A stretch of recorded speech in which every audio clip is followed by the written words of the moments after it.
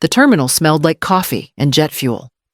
I stood near gate C14, holding the envelope with all 6 boarding passes I'd printed the night before. Each one labeled, each one purchased on my card. My bag was light, just a carry-on with snacks for the kids, and a neck pillow I thought Maya might forget. I spotted them in the distance, Maya, her husband Trent, and their 3 children, bouncing behind them like skipping stones. But there was someone else with them, too. Trent's mother, Celia. They didn't wave. They didn't run up or seem relieved I was there early. Maya slowed as she approached, eyes flicking to the envelope in my hand, like it was something inconvenient. Then she said it. "We gave your seat to my Emil. The grandkids love her more." The words didn't hit like a slap. No, it was colder than that.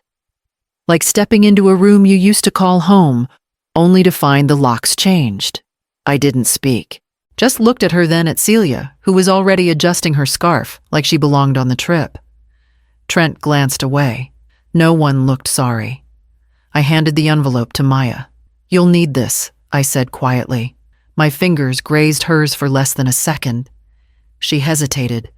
"Mom, it's not," but I was already turning.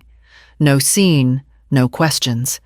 Just steps, slow, deliberate away from them, from the gate, from whatever this was now. My phone buzzed. Final boarding call. I ignored it. I walked past a bookstore. Past a little boy waving his boarding pass with joy. Past a family that looked like mine once did. The automatic doors slid open. Cold air hit my face.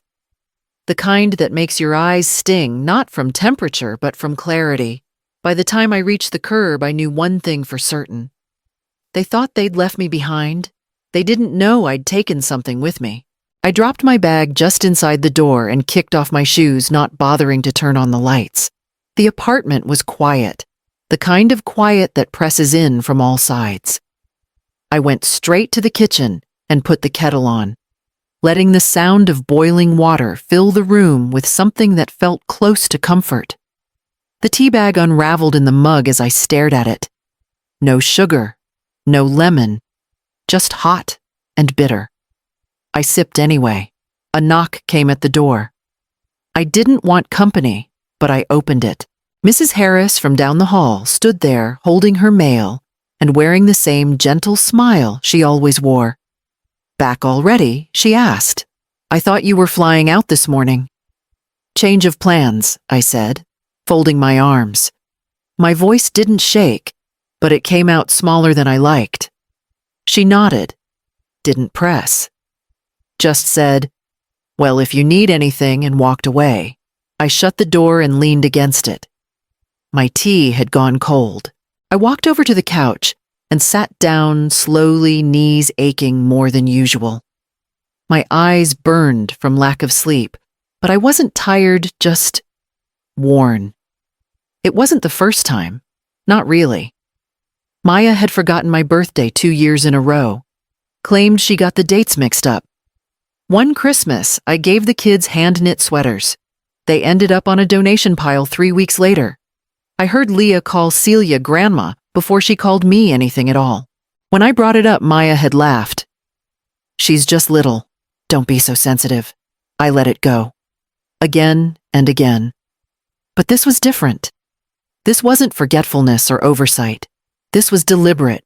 I thought back to the way Celia had smiled at the gate, like the whole thing was natural, like I was the extra, the accessory, the one no one remembered to bring. I stood up, walked to my desk, and opened my laptop. My email was still open. 6 tickets. One name on all of them. Mine. The screen glowed softly in the dark. My inbox hadn't changed much, mostly receipts, newsletters I forgot to unsubscribe from, and a few forwarded jokes from old nursing friends. But near the top sat the thread from 2 weeks ago. Subject line: family trip. Just confirming. I clicked. There it was. 6 round-trip tickets. Portland to San Diego return flight, set for Monday. All purchased from my account. All under my name. I scrolled further. Hotel reservation suite for 6 Ocean View, booked with my card. A non-refundable rate, but fully adjustable. I hadn't even blinked when I paid for it. It had felt like a gift, something a mother did. I told myself it was normal, even generous. I kept scrolling. The last message from Maya wasn't even long. Can you just book everything? We're so swamped. Love you. That was it. Not a question, not even a real request. Just assumed. And I had said yes. I had handled every detail. Set up their online check-in, checked for kid-friendly restaurants near the hotel, made notes about stroller rentals. All those quiet little tasks that make something feel smooth and thoughtful, done without credit, done without thanks. And now they were there, drinking smoothies by the pool, taking pictures for social media, captioning it something cute and staged, probably tagging Celia, best grandma ever maybe, or family first. They had no idea I still held the strings, that my name, my quiet, overlooked name, was the hinge keeping that whole trip together. I looked at the button under the flight reservation. Manage booking. Below it, cancel flight. Change traveler. I didn't click it. Not yet. Instead, I leaned back and let the quiet return. Let them enjoy their trip. Let them believe I'd been cut out. Because the part they forgot, the one they'd erased at the gate, was the only part they still depended on. And I hadn't even begun to move. The phone call came mid-morning, just as I finished rinsing my mug. An unfamiliar number flashed on the screen, but something told me to answer. The hotel receptionist greeted me warmly, confirming the arrival of my party and checking if I wanted to keep all 3 rooms on file. 3 rooms, all under my name, all attached to my credit card. Yes, I said, then paused. Actually, no. Reduce it to 1. Just the suite reserved for Lenara Bloom. A brief silence on the line, then a polite confirmation. No suspicion. No judgment, just an adjustment in their system as simple as brushing away crumbs.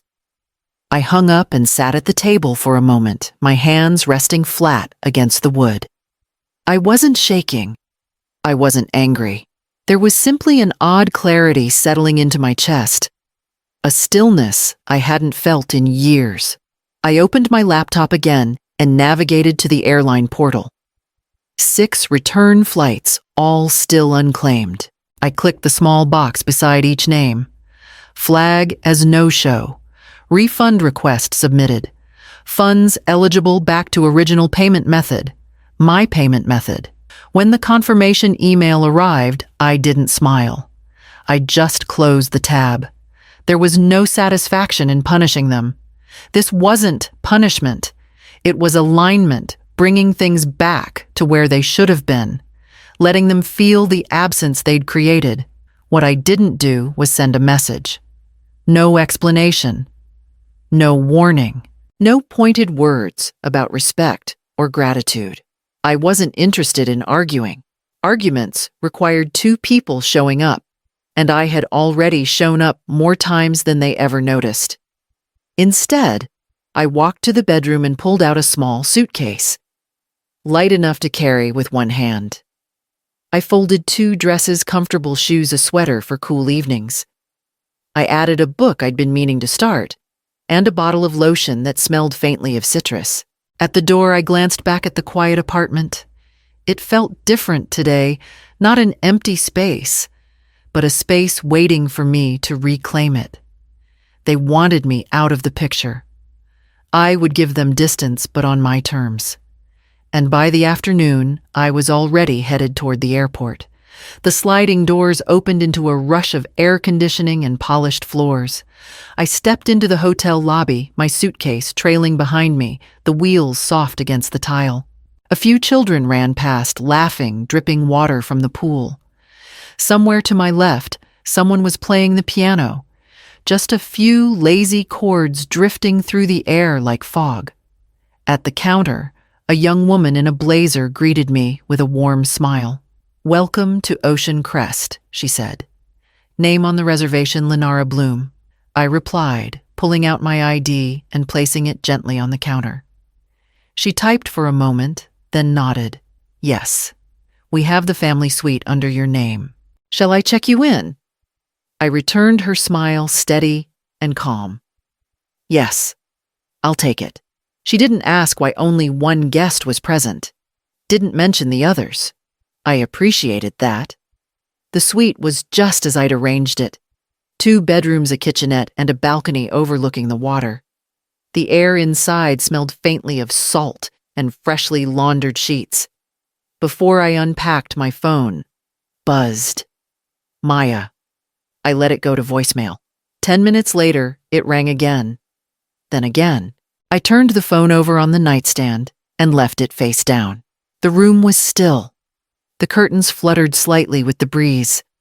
I kicked off my shoes, changed into something soft, and ordered room service grilled fish, a salad with citrus dressing, and a glass of chilled wine. I ate slowly at the small table by the window, watching the waves fold into themselves far below. No one barged in. No little hands grabbing at my plate. No conversations to mediate. No looks from Maya like I was in the way. Just the sound of the ocean and the quiet hum of my own breath.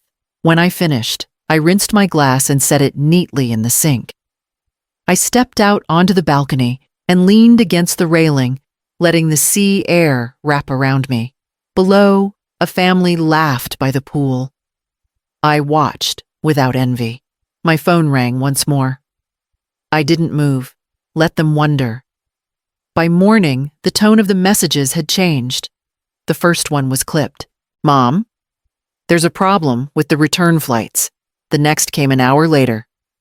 Did you cancel the room? The kids are exhausted. We had to cram into one with a pullout. By mid-afternoon, can you just fix it? Please, I don't know what you did, but this isn't fair to them. Fair. That word stuck in my throat like a bone. I set the phone on the dresser and pressed the power button until the screen went dark. Then I tucked it inside a drawer where it couldn't vibrate, couldn't flash, couldn't reach me. I changed into sandals, grabbed my sun hat, and left the room without checking the time. The beach was mostly empty. A few couples strolled near the shore, and a teenager chased a frisbee into the surf. I walked toward the wet sand where the tide slid back and forth like breath. The water was cold, then warm, then cold again. It reminded me of motherhood. Cycles of giving and retreating, showing up and being pushed aside. You brace yourself for the waves, and still some hit harder than others. My feet sank into the shore with each step. I didn't rush. I didn't think about the hotel room they'd lost or the flight changes they didn't know how to navigate. I didn't think about the suitcase probably bursting with children's clothes that Celia now had to manage alone. I thought about the horizon, about how far away the line looked and how peaceful it felt not to chase anything. There had been years when I would have dropped everything to fix it, apologized even when I wasn't wrong, stepped in so no one else had to feel the weight of failure. But I wasn't holding them up anymore. Let them sit with the uncertainty. Let them taste the absence they chose. I turned back once just to watch my footprints disappear beneath the next wave. Then I kept walking. The sun moved slowly, and I moved with it. The night air was cooler than I expected. I sat on the balcony wrapped in a blanket from the end of the bed, watching the lights flicker along the shore.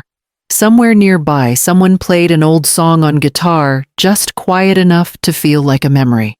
When I turned my phone back on, it lit up like a warning: 10 missed calls, 4 voicemails, 2 texts that started with please. I didn't open any of it at first. I just set it on the small table beside me and listened to the hum of the night. Eventually, I played the most recent message.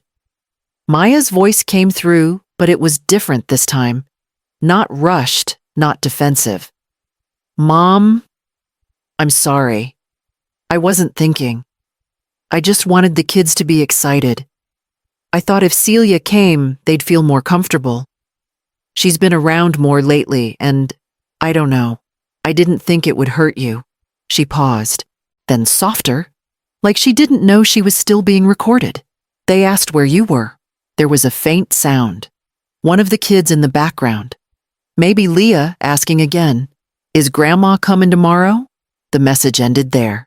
I stared out at the waves for a long time, letting the apology settle around me. It didn't land with warmth. Not yet.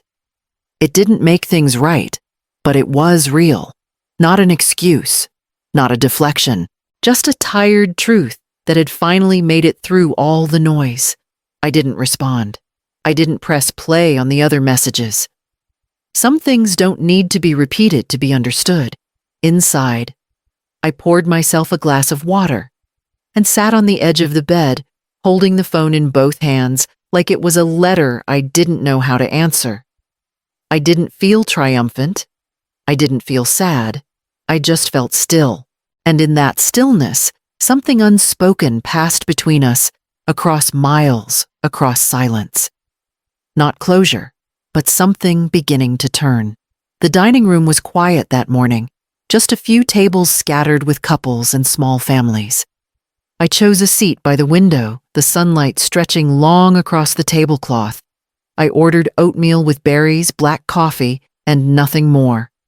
Simple. Enough. Halfway through the meal, a little girl at the next table turned in her chair and looked at me. Her curls were messy, her hands sticky from syrup, but she smiled with the kind of honesty only children carry. She waved. I waved back. Her mother noticed and murmured something, trying to redirect her attention. But the girl kept smiling at me like she saw something familiar. For a brief second, my breath caught. She reminded me of Leah, my oldest granddaughter. The one who used to braid my hair while sitting on the porch. The one who called me Grammy before Celia ever showed up. I hadn't heard that name in a while. Not in a voice that sounded like it meant it. I thought about Maya's message the night before, about the kids asking for me. I wondered what they were told, that I stayed behind, that I changed my mind, that I wasn't feeling well. I didn't know. And for the first time, I didn't feel the need to. I took another bite, let the blueberries burst against my tongue, chewed slowly. Let my mind stay here in this quiet room with this morning sun, with a little girl who waved like I mattered. I didn't pull out my phone, didn't scroll, didn't check for updates or messages or guilt-drenched apologies. There was a time I would have been desperate to correct the story being told in my absence, to call to explain, to make sure they knew I was still willing, still waiting, still good. But today, I wasn't waiting. I was here, present, still. The girl turned back to her pancakes. I finished my coffee, and when I stood to leave, I didn't look back at her table. I didn't need to. The breeze had shifted, warmer with less salt in the air, like the end of a season drawing near. I sat on the patio with my journal open across my knees, the pen resting between my fingers. My phone buzzed on the table beside me, face up this time. A single message lit the screen. From Maya. "We're coming home early. I'll explain. Please don't shut me out." I read it once, then again. There was no blame in the words. No spin. Just a quiet ask to be heard. I picked up my pen. I wasn't erased. I wrote slowly, carefully. I just stepped back. It felt right. A sentence I could stand behind. Underneath it I added, "I'm still a mother, but I'm not an option." The words sat there bare and unpolished. I looked out past the railing at the soft bend of the coast waves, folding over one another, like pages of a story too often reread. I thought of all the years I had folded myself smaller into convenience, into availability, into silence. All the moments I was present, but not seen, generous, but not valued. This trip, this quiet resistance had shown me something I didn't know I needed to learn. I could still be me, even when I wasn't being needed. I tore the page gently from the journal and folded it once, then again. I didn't know if I'd give it to her. Maybe I would.